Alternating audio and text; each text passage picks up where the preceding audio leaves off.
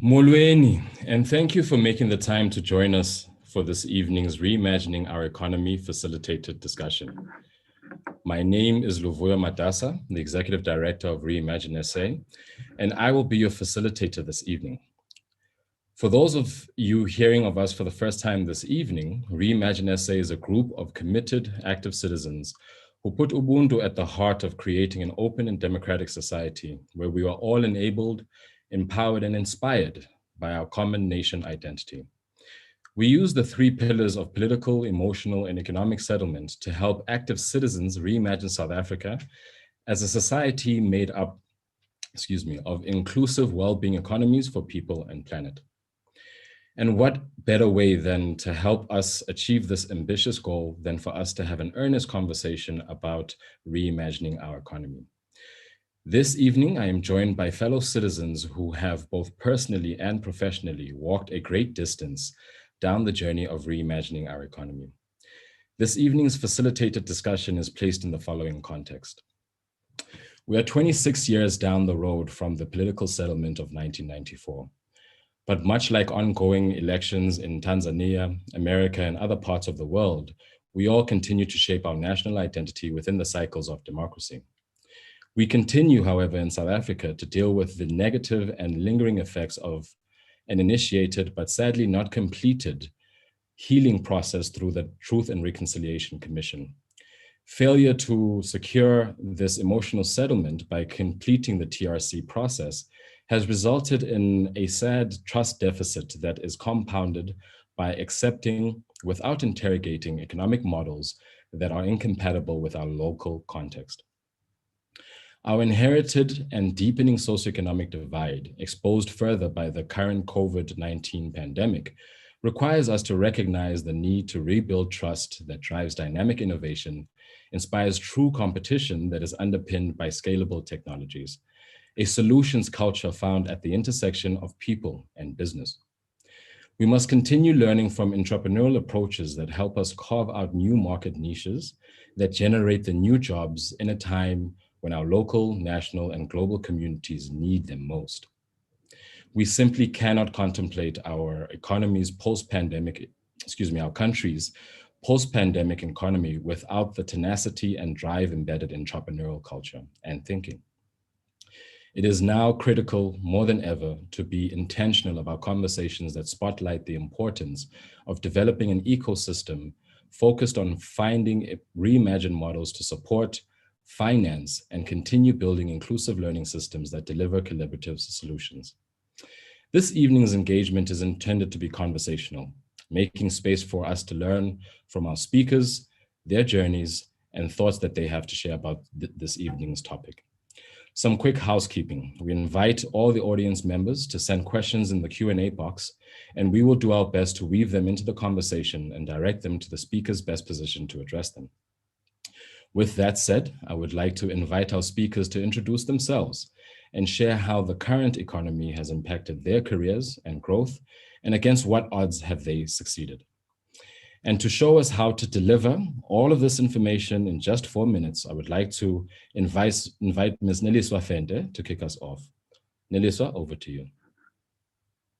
Okay, thank you, Luvuyo, and thank you for having me. Good evening, everyone. My name is Neliswa Fende. I am the co-founder of an organization called Spring Age, now called Spring Age by Deloitte, and I'll share with you a little bit about that journey. I'm also the now lead of World Impact at Deloitte Consulting. So about, I think, I want to say about 9 years ago, myself and my business partner started a youth organization. And this was based on the challenges that young people were having in saying that they don't have spaces where they can voice their opinions or come up with ideas that matter to them. It was also based from the idea of the National Development Plan. And what we wanted to do was to create a space where young people could come up with ideas that would move our country forward.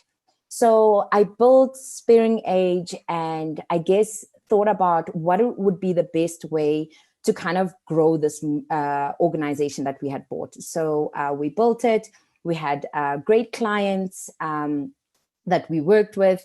And to be honest, it wasn't initially thought that we would be a consulting business, but we built it from the idea of seeing the challenges of young people in our country. So the passion drove the growth of our business.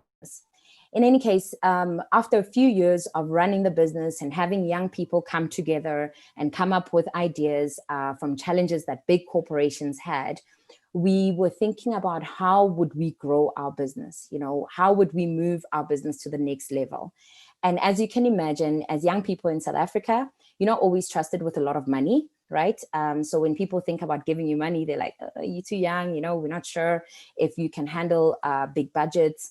But anyways, we thought about the idea of growing our business ourselves or partnering up with other people. And that is how we came to a space where Deloitte then bought our business. But the initial conversation was about how can we scale up and how can we grow? And also looking at the environment, it was a time where entrepreneurs were not doing too well in our country. So we wanted to kind of find a way for ourselves to grow, but doing what we normally do. A lot of times when entrepreneurs are quite married to their ideas and don't want to collaborate with other people. So I think what helped us in our journey was being open to saying, as long as we're still doing what we want to do, we are open to doing it with everyone. So I think, to be honest, I think we were quite lucky in that we didn't put any barriers in the way in which we were thinking about our business. And we didn't put any barriers to say we were young people and we can't move forward. We just thought, okay, if we have an idea, we'll try and go for it. And the worst thing that we can get is a no. Of course, not everybody is lucky to have the opportunities that we've had in terms of being in front of the right people to share these ideas that we had. So we were lucky enough to be in front of the right people at the right time and share the ideas that we had, and being actually bought out by Deloitte. So I think, Luvuyo, to answer your question in terms of some of the barriers that we've had, or some of the barriers I've had in this economy, to be honest, I think sometimes challenges are actually blessings and opportunities, right? Because sometimes, because of COVID and because of what has happened in the country, it's given us the opportunity to try and do things differently. It's given us the opportunity for businesses to reevaluate how they are doing the work that they are doing, right? So not only to be profit driven, but also to think about how they can be responsible and how they can make a positive difference. And this has kind of given me the opportunity to evolve the business that I was running and say, okay, well, we've been helping businesses to kind of come up with new ideas and insights for challenges that they had to move the country forward through business. But we've now said, okay, how do we then just look at businesses themselves and what kind of impact they have on the society, and not just financial implications. So during this period, because of that challenge, I was given the opportunity to start a new role whilst I've been at Deloitte. And this new role is just really to help organizations to kind of think about the societal impact that they have and how they can be more responsible in the economy that we find ourselves in. So I think as the conversation goes, I can think about some examples. And as I get fired up in the conversation that we have, I can think of some tangible examples. But just to give you an overview, that's been my journey, coming from a young person who had like a great idea and tried it. And the idea was based on the fact that there was a big challenge in our country and young people not having the platform, turning that idea into a business that we eventually sold to Deloitte.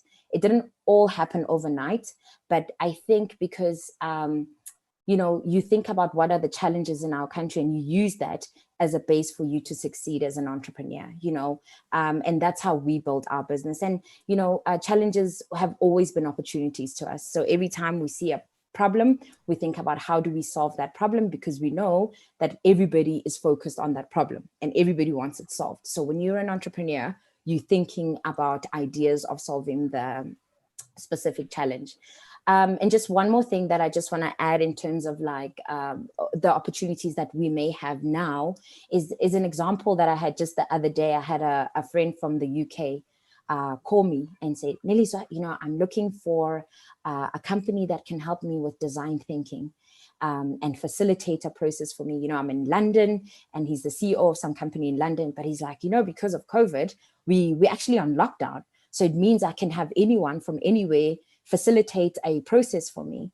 And it just made me think about, oh my God, this is actually, if you're a services business, this COVID and this lockdown and this opportunity that we have to be able to do things online, of course, not everybody can do them, is a greater opportunity for entrepreneurs, for not us to only think about our bubble, as in like we in South Africa and what can we do for South Africa, but to think about what we can do in the world. But obviously we will need to reimagine who we are and what offerings we can be able to give to the world, and not just think in kind of like insular. But of course, not everyone has that opportunity. I understand that. But it's about us, when we know about those opportunities, to be able to share them with everyone else and say, guys, we're in a world now where we can have these kinds of conversations online. It means you can do it with everyone in the world. And as South Africans, we've got so much to offer. We just need to have the confidence within ourselves to be able to do it. So yeah, so that's me in a nutshell. I think I went on a tangent, but yeah, I'm happy to engage further with everyone. Thank you, Sister. I can see that you went from saying you need to get yourself fired up, and you seem like you had already warmed up before you started the conversation. Because in that response, I think you touched on both the current question and one that we will follow up, but I think it can be a nice segue into the next round of questions. But with that said, I'd like to invite Ngobile Khumalo to do his introduction. And again, just to reiterate the question, how has the current economy impacted your career and your growth, and against what odds have you achieved your success? Ngobile? Good evening, everybody. I'm quite excited to have this discussion. I think it's about time that we start to facilitate these discussions, right? Particularly our demographic and our age group, right? Too many times do we see these conversations being had with us not at the table. So it's quite exciting to have this discussion today with peers and colleagues and see where everybody is in terms of their thinking. As you've said to everybody, Kamala Ngobile Khumalo, abangaziyo bangibizwa ngomtunga. Inkaba yami yona iphuma eSoshanguve, Block G, kodwa inkaba yakithi iphuma eNatal, Newcastle. My great-grandmother was a farmer in Valmansdal before the apartheid police relocated my family into what is now our family residence in Soshanguve. So your question is very interesting, and I preface that with that introduction because it is that upbringing that's always put me at odds with what I've seen. Subsequent to that sort of upbringing, I've gone on to first, study at some of the most prestigious schools in the world. First at Wits and a little bit of time at MIT. And then also, subsequent to that, professionally, become a financial analyst who was then later on, promoted to running one of the fastest growing funds in the country, and collectively between 3 individuals managing 52 billion rands in assets. It is that dual reality that I was faced with, which put me at odds with what I'd always felt we needed to achieve, to secure the socioeconomic vision, which Nelisa so eloquently sort of alluded to in her intro, right? It's been that sort of upbringing that has made me keenly aware and made me very thankful for the opportunities which, I was, privy to, which a lot of people are not privy to, which really instilled this idea that, listen, if we're going to do things, we need to think about things in a contextually relevant manner. And it is this kind of thinking, which I think Lisa also referred to, the blessing in disguise, and how this current economic environment has, affected our careers and how we think about things. In some ways, COVID has been a blessing in disguise, because whilst it's very easy to lament on the very obvious and immediate impacts of a COVID, right? And you can think about what that does to a business owner, to businesses, to economies. I think we don't, around the table, don't have a shortage of examples. What COVID has done is it's made the conversation that Nelisa started this talk with a lot easier to have. I think prior to COVID, I was walking around telling people, look, as financial institutions, we need to stop thinking about purely the financial return, and we need to start about the social compact that we have with the citizens. Mind you, the citizens whose money we're investing. And we can talk about the dynamics and the complexities that introduces a little bit later. But it is that conversation which was quite hard prior to COVID, which has now become part and parcel of how companies are thinking about what it is that we need to be doing. One of my favorite, economists in the world has a saying. It says it's not about whether this is about socialism or non-socialism. It's about whether this is going to be socialistic or nationalism or socialistic capitalism, right? Are we going to be protectorates, or are we going to be bastions? And we're seeing that play out, right? We also, whether you're referring to the US elections, or whether you're referring to a situation that was playing out here in our backyards in the Free State in Senegal, right? It is that reality that must implore us to start thinking about our responsibilities, particularly in the finance space, which is, I think, a laggard compared to other industries in terms of how it thinks about investing and our responsibility to the underlying investor, not purely from a shareholder point of view, but a stakeholder point of view as well. So the long and the short of it, that's what it is that I do. I spend my time thinking about that reality. I create financial instruments for businesses to use to appeal to investors. Our focus is not purely financial, although we do have a heavy, strong focus on finances. We focus quite aggressively as well on highlighting the benefits in investing in a particular business relative to its competitor that might not be doing a number of things, whether it's particular focus on employing women in a particular region of the country where women are, discriminated upon, or whether it's focused on youth. It's via these different vertices and matrices that we use to assess these businesses. And that's what I spend my time doing. Siyabulela Mtunga, thank you for that introduction. Before I introduce Utando to do his introduction, I'd like to share an apology on behalf of our other speaker who both sadly, but actually quite encouragingly, couldn't make it today. He was unfortunately stuck on the runway in Harare. He had to go and pursue a meeting that he'd been chasing for quite some time and had expected to be back in time, but unfortunately the travel mercies have kept him in Zimbabwe a little longer, but hopefully he travels back and lands safely back in South Africa. But with that, I would like to open up to Utando for your introduction and for you to share, like our first two speakers, Neliswa no Mobile, about, again, to reiterate the question, how has the current economy impacted your career, your growth, and against what odds have you succeeded? Okay, thank you. What do I call you? Can't call you Madam Speaker. Thanks, Luvuyo, and thanks to the co-panelists, and thank you everyone for joining us. Igama lam ndingutando, ngokwagobe ngapha eBhofolo, ngugqwasha uXhiya, umvambo umanzini uyabasa.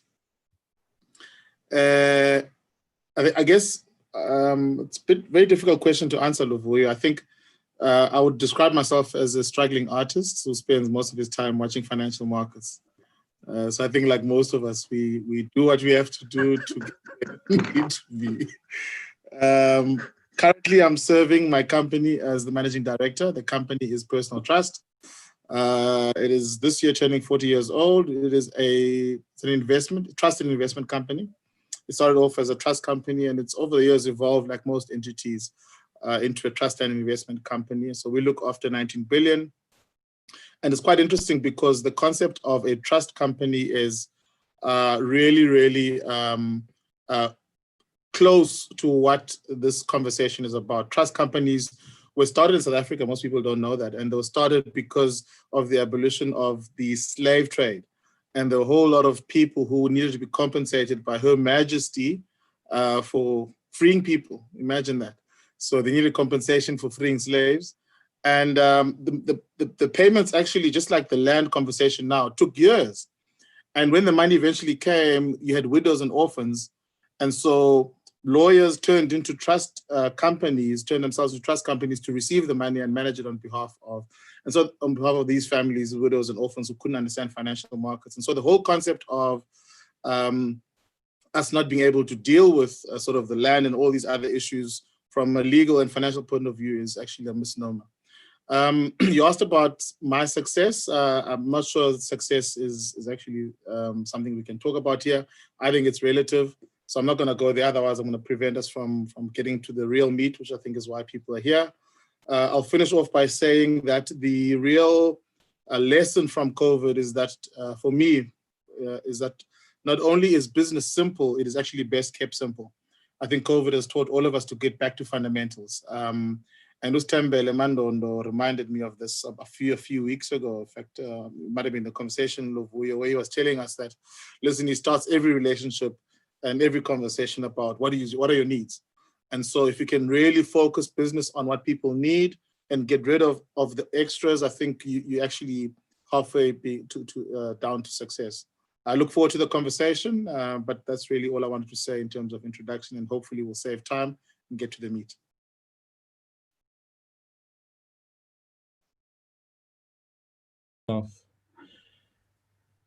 Can you hear me? I think with that said, we do have some people who have actually started sending in some questions. And I think this is a great opportunity for us to get into the meat of the conversation. So from Simon Sizwe Mason, there is a thank you for the introduction so far. I'd love to hear what the panelists see as the core of a new economy as being, i.e., should our primary goal be? And I think, Thando, you've started touching on that, and Neliswa, you had already alluded to some of that. So maybe if we can go in that order and then get back to Ngobile. So Thando, Neliswa, and then Happy. So the core of the new economy, interestingly, in my view, starts with the mindset. That starts. I think people always start with assets and this and that. It really starts with the mindset. An economy, if you really study it, is about about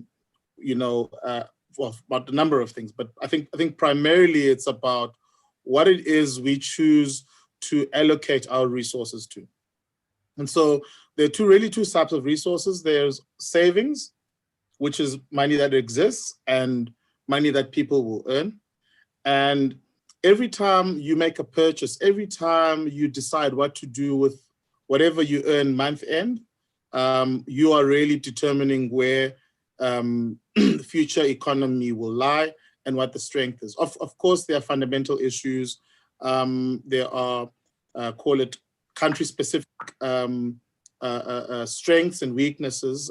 For example, South Africa for a long time was very strong and big in mineral resources. You can't ignore that. You can't say, I'm going to drive an economy in a different direction. But my simple point is, until we change our mentality and what it is that we want to do with the economy, then we're not going to see this reimagining. So I think it starts with a conversation. And we can get into the nitty-gritties of what I mean by that. But that's, for me, the biggest. I mean, I would say that is 70% of the conversation is about who we are, what it is that we understand collectively is in our best interest, what is it that we want to do as a group, and move that. And that is the start of the conversation. Neliswa, would you like to build on that from the question you started answering? Yes, thanks, Luvuyo. I agree with Tando that it is about our mindsets, and it is about the way in which we see things and the way in which we see. So when you are looking at challenges, do you see them as opportunities? Do you see them as hurdles? You know, so it's about changing the way in which our outlook is in the world. And I think also if the question is around like what should we be looking at, or what should our new, I just want to read it again to make sure that I'm answering. What should our primary goal be in this new economy? And I think there's something to be said around the fact that, and I'm assuming that someone who's asked the question is an entrepreneur. And when he's asking what should be the goal be, I think someone, if I'm wrong, then please correct me. But, you know, as businesses as well, we can't just be looking at financial gain. You know, what COVID has showed us as well is how we can be able to help each other, right? So are we able to kind of rethink the way in which we structure our businesses so that our businesses are making a societal impact, as well as building onto the economies that we have built. So I would say, you know, it's kind of like thinking differently, and in that thinking differently, also thinking differently about the outcomes of the businesses that we are creating.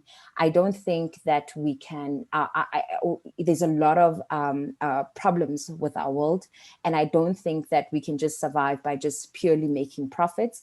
I think we need to really think creatively around the types of models of businesses that we are building. And also thinking about how do we create opportunities for others to come along. Because I think it is about collaboration, and it is about pulling together, because we've seen that the models where people are just focused on themselves and the greed, it doesn't work. It doesn't work anyway. And so how do we then think about new ways of working together to achieving the goals that we want to do? And that takes a mindset shift and a difference. And then we can build these complex models and these clever things that we want to. But, you know, it's from a basic level, it's just that from my side. So I'd like to think. Sorry, man, I'm butting in here, and I just want to clarify something, because I think Nellis was talking about how we interpret opportunities and non-opportunities. You know, I think that is probably third or fourth order stuff. I think the very, very first order stuff for me is really, really understanding what it is what we want to do. I'll give you a very specific example, which I think might drive my point home. We have something called pension funds in this country, okay? We have rules which determine what happens with that money that is in those pension funds. The biggest asset manager is the PIC, which I think owns about 10% or 11% of the JSE. Rules dictate that they give most, if not all of that money, to the big asset managers. The big asset managers in turn give that money to big business, one of them being, say, ShopRite or Pick n Pay. ShopRite, Pick n Pay goes back into the very same township. You've seen that in the last 2 years, go in the very same township, and they outmuscle you know, the small entrepreneurs trying to make it there. Now, if you're going to change the cycle, you've got to be clear what it is that your intention is. And I'm not arguing that it's an easy thing to do, but I'm saying it's very, very simple. If you look at the average age of the people in South Africa, I think it's around about 29, 30. The life expectancy is 50, yet people can only access their retirement funds at 55. So let's be clear, it's not about interpretation about, well, is that an opportunity or not? I'm saying it is actually very easy and very simple. We have to collectively decide, do we want to change this thing or not? Otherwise, we play games, we talk about interpretations and rules, and no. They're very clear things that we can do. And I'm saying, if we really want this new economy, we have to move very quickly and very drastically and very fast. But we have to be clear what it is that we want to see. So I'm not saying I've got the answers. I'm just using that as an example of a cycle that in my mind needs to shift. Because at every turn, whether it's at the asset manager or at the PIC or at ShopRite, there's at least 5 to 10% margin, which goes back to not the people we want to see in terms of transforming the economy and leveling the playing fields. And if you remove that say, call it 8% margin, and if you look at the revenue that the billions of revenue that these entities are earning, you're then starting to make a turn to make sure that that business that would have been out-muscled, instead of earning, say, 200,000 to 300,000 Rand a year, can now all of a sudden be a 3 to 5 million revenue business. And that's really the change we're trying to drive here. So, Latando, I think with that, Ngobile, you've offered to answer some questions live. I don't know if you want to take Tando's lead and then segue into those points, or if you still want to just address. Yeah, sure. I think what Tando has said is absolutely, a great starting point. Look, I think we know what the issues are. We know that we need to resolve inequality, right? We need to make sure that those on the periphery of the economy are brought into the economy.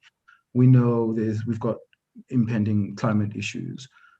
We don't have a shortage of issues. What's clear about what, at the very least to me, what the core of the new economy needs to become is that at the very least, for it to have any sort of credence, it needs to alleviate some of the issues that brought us here in the first place, right? And that means we need to address those things. So any new economy that is not, striving to, at the very least, play a role in fixing that skew is, in some sort of deep irony, cannibalizing itself. Because you don't need to be a history buff or a Charles Dickens novel Fundi to know how this ends. Quickly, one of the words that I'm becoming tired of is sustainability, because again, it's the new hot word. Just like innovation and structural racism were just a few months ago.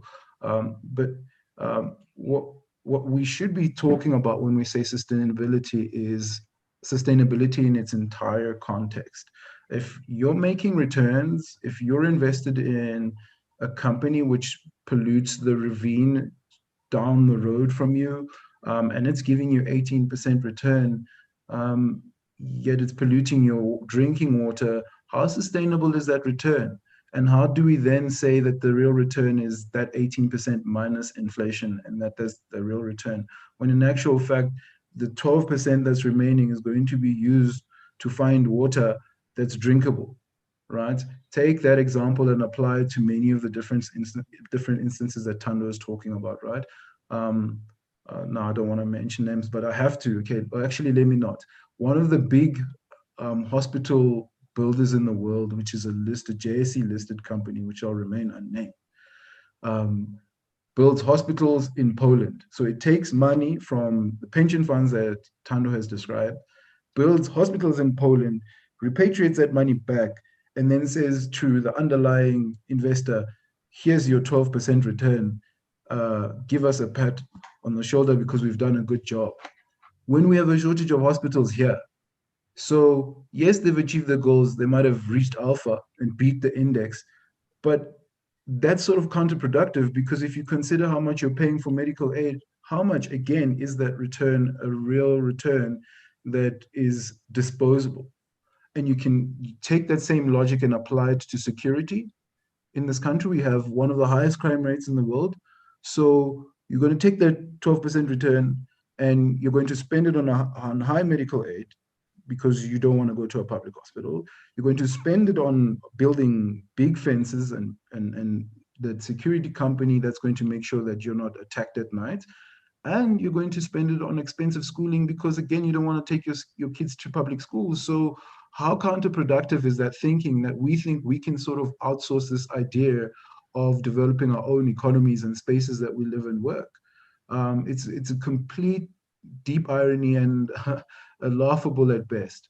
So we kind of need to start thinking about that ways. And I mean, again, just to drive the point home, I think of the top 40 listed companies, I think just under 25% is derived from revenues locally. So they don't even spend that money that we invest in these companies locally. They don't even use it to develop these local spaces.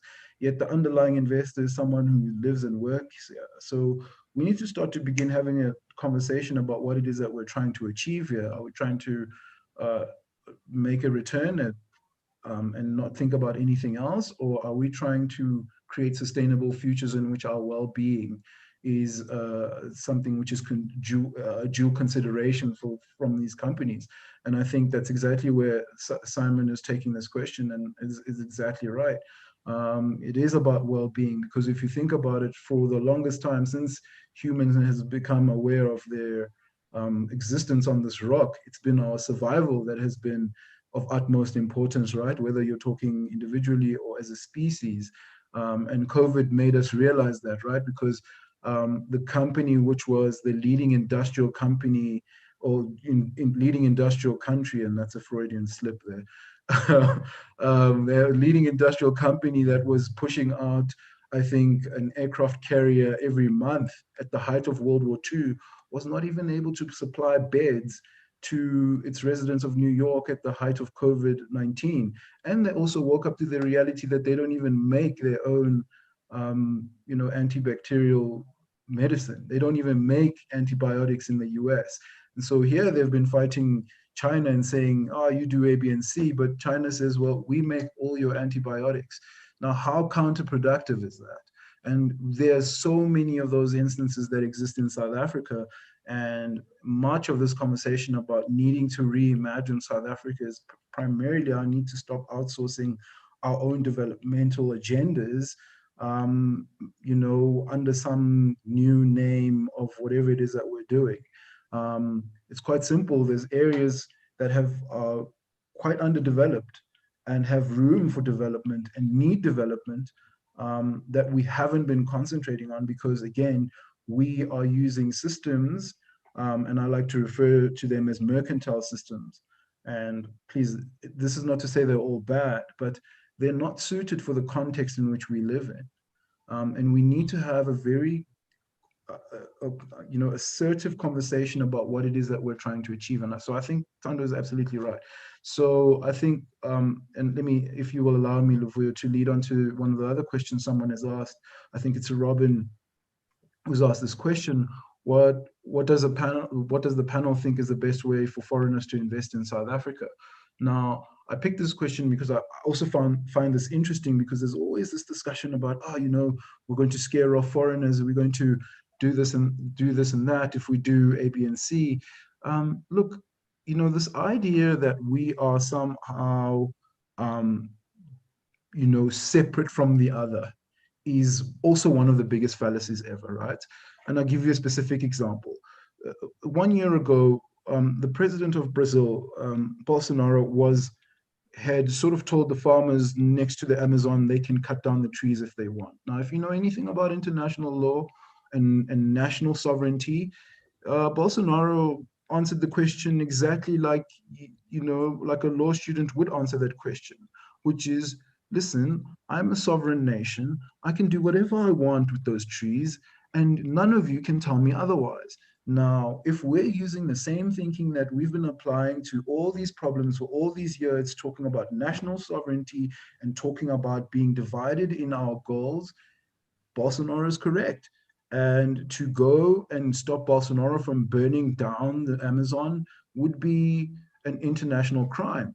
Now, I think we would struggle to find someone in this chat, and please don't prove me wrong, someone who would agree with that argument, that we don't have a say. Clearly we have a say, because the Amazon produces nearly 60% of the world's oxygen. So this idea that, we need to think of foreigners as this external entity that's looking to do nefarious things locally. No, I think there's more than enough evidence that shows that we are more so than ever a global community. So the fact that I'm struggling with electricity is someone's problem in Sweden, because if you're going to supply me with cheap electricity, then I'm going to burn coal. Yeah, and I think that's if I can use that point to bring it back to a question and localizing it, a question that Utseho Motswane has asked, and I'm just going to collapse it into one question and bring it back to the other panelists.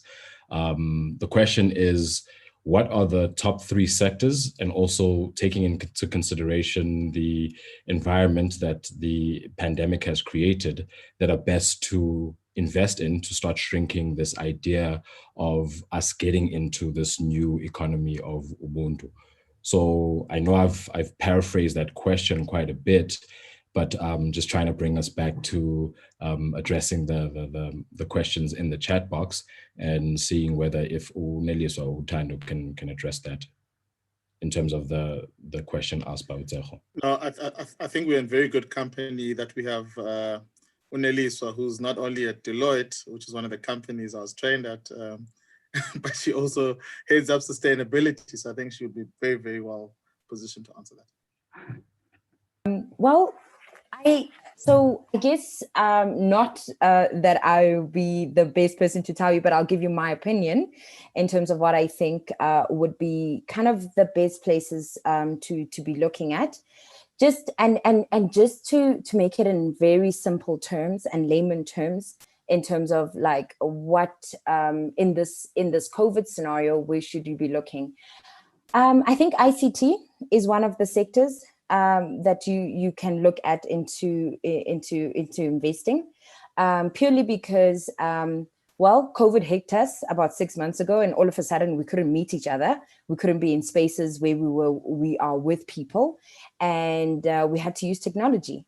We had to use technology to have conversations with each other, which we've always thought we could use our phones and everything, but all of a sudden the world was able to connect, and connect doing our work from our homes. And if we thought about selling things, we were able to do it online.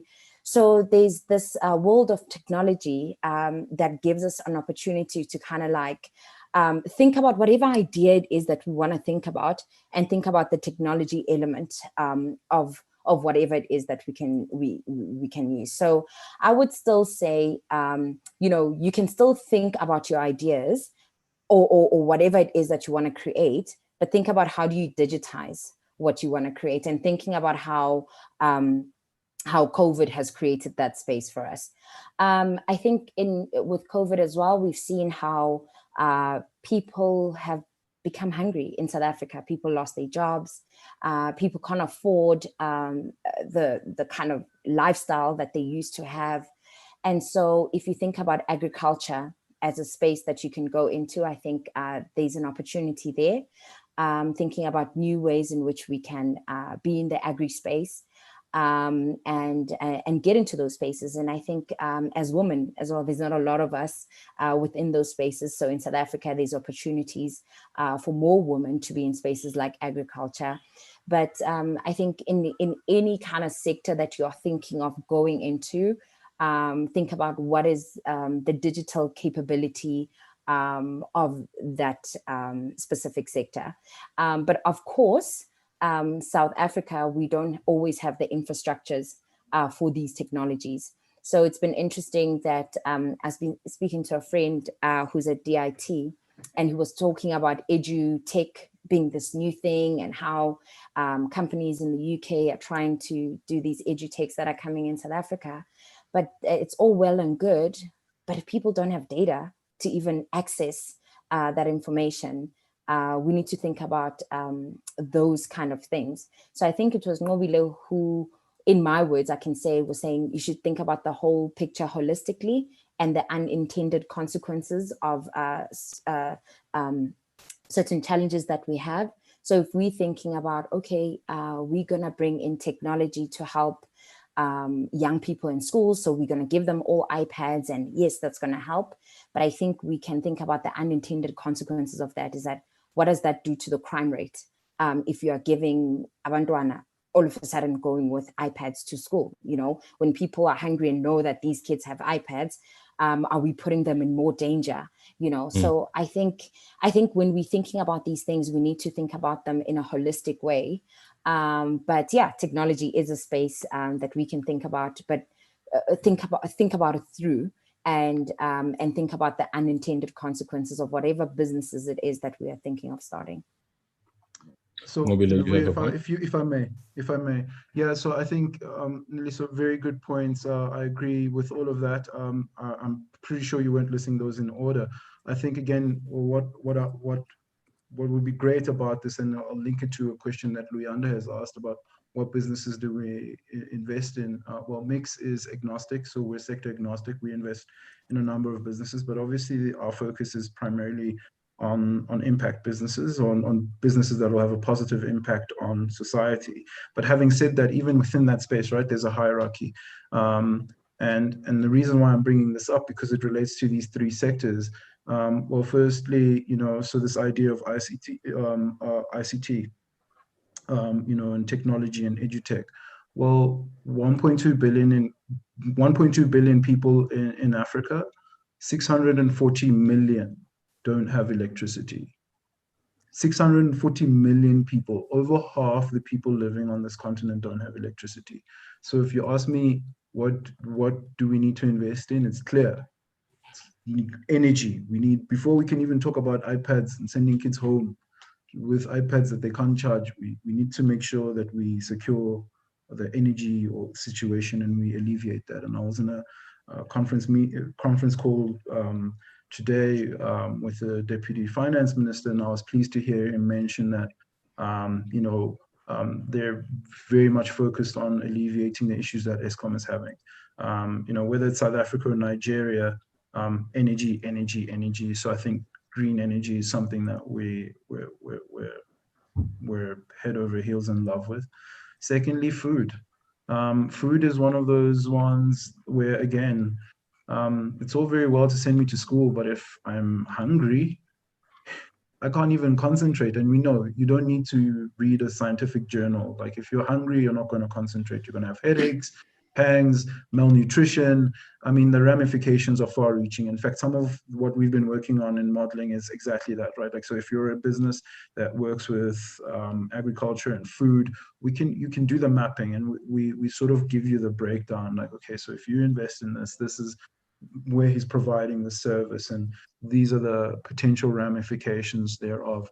Then I think we can have a conversation about technology, because I think that has been the one thing that has allowed us, particularly in Africa, to leapfrog a number of nations, right? Whereas everybody else has had a linear progression in terms of how they've become integrated into this global community. And if you want a specific example, just think of those big brick cell phones that people had, and then the modems, and then the big desktops that sat at home. Africa jumped all of that. We went from nothing to smartphones.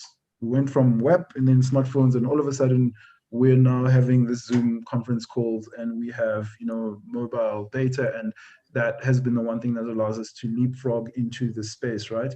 And that the ramifications thereof is that we can get access to education without going to said institution that wants said investment. So a roundabout way of answering all these questions. So those would be my three sectors. But I think the order is important, and we shouldn't forget, right? It's not about, and again, you don't need to know Maslow's hierarchy to see this. It's a fundamental thing. Humans all over the world, hunger pangs are the same.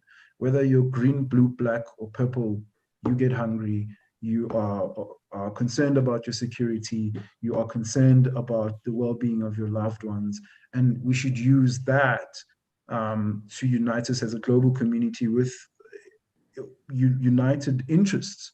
And that should answer this question of where should foreigners invest? Invest in where your conscience lies. Invest in green energy. If you're an investor sitting in Sweden right now, there are a number of companies locally that are looking for finance to finance their local startup because they're thinking of a green energy project. That if that's something that resonates with you, that's where you should be investing your money. And in fact, on Mix platform, we have a number of those. So if I can use that last point that you've just made, which touches on the technology aspect, and Uriabeto has asked a question as the youth in South Africa and Africa, how can we build, a healthy ecosystems where innovators and stakeholders can collaborate regarding technology? And if I can pair that with the second part of Luyanda's question, where she's speaking to how COVID has worsened the economic situation and yes, created challenges for small businesses, but also in spaces where women can participate. So how do we bring in those elements of an ecosystem that starts using technology, but also starts driving inclusive solutions that are prioritizing small businesses? And I think if we can try and tie that up with almost like a closing remark, just mindful of time, and for us to use that as our parting shot. All right, should I go first? Please do. So I'm still stuck on the previous question. I think Melissa and Ngobile have answered the question, but I do think it's worth highlighting that people don't understand the importance of household consumption. So at the moment, household consumption, 18.6% is at food and beverages. Transport is 15%. Housing, water, electricity, fuel, energy is 15%. And then you get household goods. So at least 25% of your portfolio should be concentrated on what is being consumed.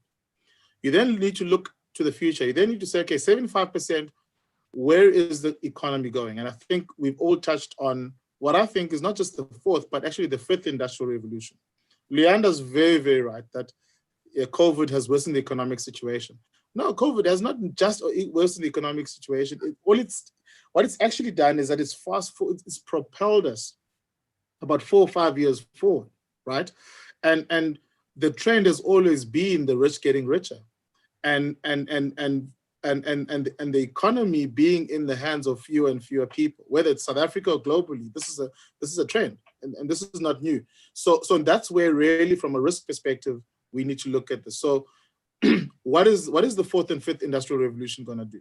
It's going to make labor irrelevant. Okay, so if you're looking at just purely from an investment perspective, as someone who's got savings, understand those savings is a bigger part of the pot will be smaller and smaller, but also understands that the businesses you're sort of investing in will fundamentally change very quickly over the next 3 years. So what does that mean for the 75% of your allocation? I'll just finish off that thinking. That means that we need to, one, be very, very conscious what it is that we are going to be investing in. And so politically, economically, socially, we need to be planning and saying, is our matric good enough? Is our spending on all these other issues, which are all interrelated? You can't just look at this from, I've got this nest egg. A nest egg is worth nothing if the economy is nowhere. Zimbabwe learned that, right? And I'm not trying to make fun of them, but the point is, it's a very clear example to say your savings actually are just a function of the greater economy. So we should never look at this from a very small and limited lens to say, what can I do with my 500,000, whatever. We should be saying collectively, what trajectory are we going in? Are we comfortable with that? Is that going to shift? So I would say 25% on current consumption, it gives you a stake in the ground, but then look to the future, and I think that's been answered. And then going to your next question and just rounding off, I think the answer, Luvuyo, to that is very clear. I think we are at the very, very beginning of this conversation. There's a lot of detail that needs to be explored and answered. And so I think it is almost impossible to answer that question because the reality is that as we are in this room, and there are about 46 of us, or at least 50 if you include the panelists, I don't know how many people are on YouTube, we all have different objectives. And I would say the very, very starting point is to say, what is it that we really want to see in the next 5 to 10, 15 years? And I would argue our biggest job in this room is to be great ancestors and actually try to leave a South Africa, a world, a country that is better than we inherited. And so our investment portfolios actually need to play a second fiddle. We need to see what is the communal investment portfolio looking like, and that is a conversation I hope we have next time. I wanted to go first because I'm not offering any specific answers to your question. I'm pretty sure Ngobile and Melissa will answer specific questions. But as my closing remark, thank you, Luvuyo, for hosting this, and thank you for inviting me. And I hope I've added some value. Sabulela Thando. I don't know if we save Neliswa for last, or Ngobile, if you want to. I'm happy, whichever. Okay, so I'll let Ngobile go last. So thank you for the questions. And so, the question is around how the youth can come together and with innovators and all of that. And I think, a lot of times when we are thinking of solving problems, we think about it from our own perspectives, right? So I'm Neliswa, this is the problem I want to solve. So if I'm going to go to an investor, I'm just going to tell them about what I want to solve. If I'm going to go to a corporate and sell them something, I'm an NGO, I'm going to tell them what I'm going to do. I think a lot of times people don't spend enough time thinking, or rather listening to what other people have to offer, right? So I think we just need to kind of create space to hear each other out, and not just talk about what my needs are right now, because I read something about like what can we do quite quickly, and I don't think it is a quite quickly way for us to kind of work together. So I think the first basis is to say, if I'm a young person and I want to work with innovators and other stakeholders, the agenda shouldn't only be about me being young and the fact that the future is all about me, but to try and understand what the priorities are of other people as well. And then that becomes an exercise where we are saying, okay, cool, if you are here, if I'm thinking this, if the other person's thinking this, how do we then co-create something? I know that sounds like such a boring word because everyone just throws it about, oh, we need to co-create. But really try and understand what each other's essence is, and then from that build with someone. So I've learned this in my new role, in that you have a lot of NGOs coming to big businesses like ourselves and saying, hey, I'm an NGO, I do this, it's fantastic work. And therefore I need sponsorship, and this is the sponsorship I need to be able to do that work that I'm doing. And I always say to them, it's also important to understand what the corporate is trying to do. And then from that perspective, you've taken time to understand what somebody else wants to do, and then figured out a way to work together, and not just stand from outside. So I would just say, in terms of reimagining the economy, it's us not being selfish, as hard as that seems, not being selfish, listening to each other. Sounds quite simplistic, but it is really, even if you're in a big boardroom with big monies, it's simple things like listening to each other and finding a way where you can collaborate for the betterment of our country, of our continent, and then keep asking ourselves what the unintended consequences can be of what we are doing, so that we ensure that we really make a difference in our countries and in our continents without making things worse than they were before. Thank you. Siyabulela Siswami, and thank you for joining us. Ndungwa, over to you. Yeah, I think exceptionally well put. Only thing I'd say, I'd throw caution to the wind and use a specific example two examples. So the first one is a conversation I was having with an individual. He's studying his master's, and he was here, I think he was from Frankfurt, and he was here studying our constitution. And you had a conversation, and he said to me, oh man, your constitution is so amazing. You guys are so progressive. We wish a lot of other countries were like this, that's why I'm here. And I said to him, oh, that's interesting. How do you think it's different? And then he told me, the differences, and then he used the American Constitution, and then he gave an example of the South African Constitution.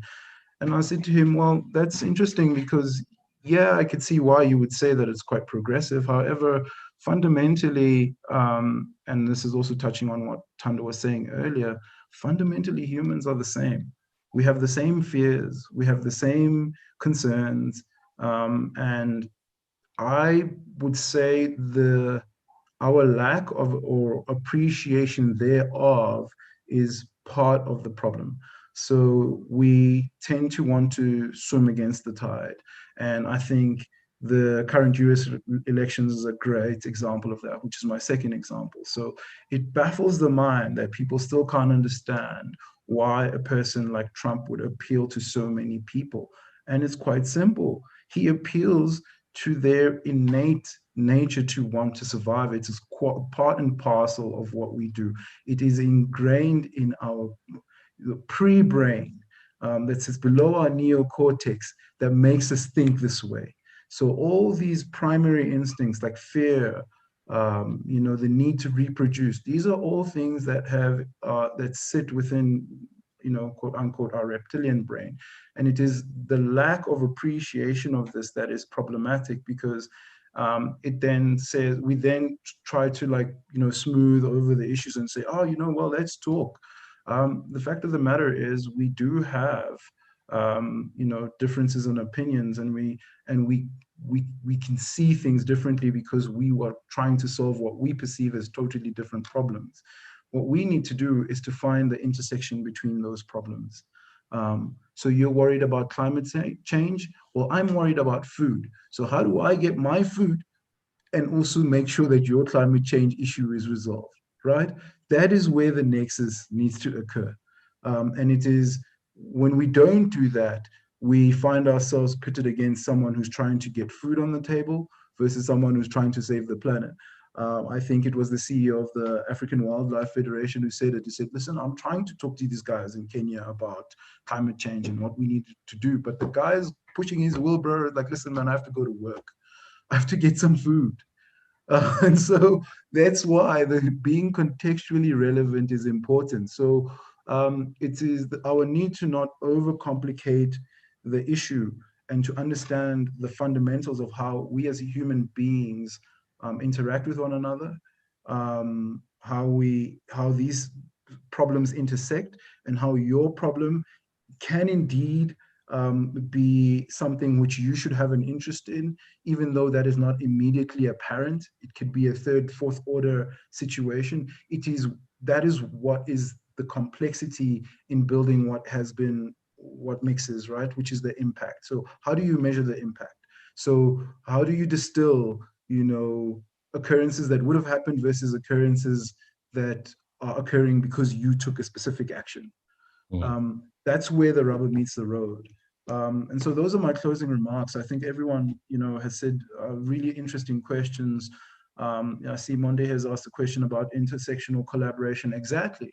If you're an investor in the US looking to fund your pension fund because you're underfunded by 6%, go find a business in a developing world and invest in that. Get your 24% back, pay the insurance in the currency exchange protection, and get your 12%. What you've done is you've done some good, you've met your liabilities, and you're doing what you set out to do, and the other person has done what you want them to do, which is fall in line with your global standards. So it's exactly that.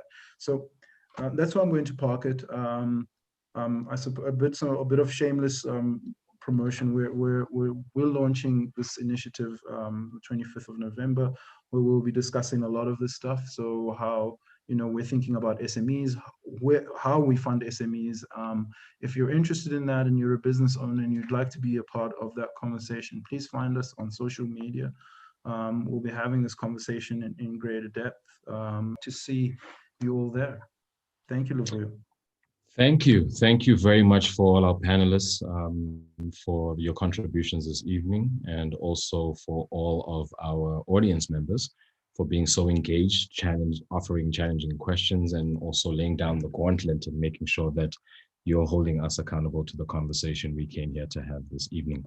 I think to everyone's point, we should definitely continue this conversation. I get the sense that there's a part 2 brewing, and we should just find the time of saying, how do we bring this group of people and others to advance this conversation on how best to reimagine our economy. And I think the follow-up questions here are speaking to, and I think you've touched on it, Ngobile, the compelling offering that is in Mix, and then also people, following the social media platforms for Mix to get the information about the event that Ngobile is talking about, so that you can be in attendance and be informed about how we're looking to solve the problems and the very many interesting opportunities to, deliver impact that were discussed this evening. And to everyone else, as a just general summary of our conversation this evening, the most important way that I've heard the collective, both in questions and in the opinions offered, is the importance of all of us listening long enough to understand what is the common need. And in identifying the common need, it's very clear that COVID has shown our discrepancies in energy and our ability to deliver it in a consistent basis and at an affordable price, and also in a way that it doesn't damage and continue to deteriorate our essential environment where we all share. That environment and keeping it safe and healthy is going to make sure that the quality of food and agriculture that we deliver is up to a standard that, again, where we can integrate technology and seeing how best to use those advantages of all the things that come with it. And I'm not a technologist, but things that come to mind is artificial intelligence, machine learning that helps people offer responsive solutions as to when they plant, has the season shifted, what does that look like, and how do they collect that data and essentially execute in time relevant and time precious manners. So with that said, apologies for the conversation this evening being a bit rushed. It is the first of many to follow, and we look forward to hosting you on future conversations. So thank you very much for making the time to join us this evening. We will be sharing the links on the relevant platforms, so do follow us on the social media platforms. And to some of our guests that aren't technologically savvy, we will definitely be sharing on email and other platforms to make sure that you kept in the loop of things still to come. So with that said, siyabulela kakhulu. Thank you very much for stealing time away from your families in the evenings. Robin, I know you're out there in the US, so thank you for joining us in mid-afternoon. But to everyone, keep it safe. Do wear your mask unless you're on a conversation that is on a platform like this, so that people can see that you're speaking and you're smiling through the conversation. So to everyone else, thank you for joining us. Kamand. Engos. Bye. Engos.